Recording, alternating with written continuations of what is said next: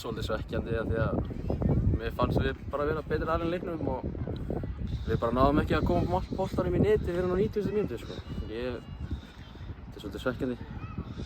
Það var eiginlega bara galið að við vorum ekki búin að skora fyrir leiknum en síðan fáið þið mark á okkur. Var það skellur fyrir liðið? Já, af því þetta var náttúrulega bara, við vorum ekkert að búast við þessu.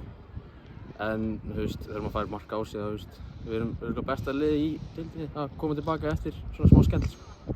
Þú sjálfur nálægt því að skora nokkrum sinnum. Svekktu með það ná ekki að pota boltanum inn? Ógeðislega svekktur. Það var bara mjög svipað og í síðasta leik. Ég fekk 3 færi þar líka, það klúðraði með öllum. Bara alveg eins í dag, bara hann vildi ekki varga sko. Síðan sætti hann á að jafna henni undir lokin og bara tæpur að ná ekki að stela þessu bara. Jú, smá. En miðað við svona aðstæður þá er þetta kannski svona fínt að ná stiginu en svolítið svekkjandi að ná ekki allir 3 sko. Næsti leikur, heimaleikur gegn Valsmönnum. Hvernig ertu stemmdur í þann leik? Ógeðslega spenntur.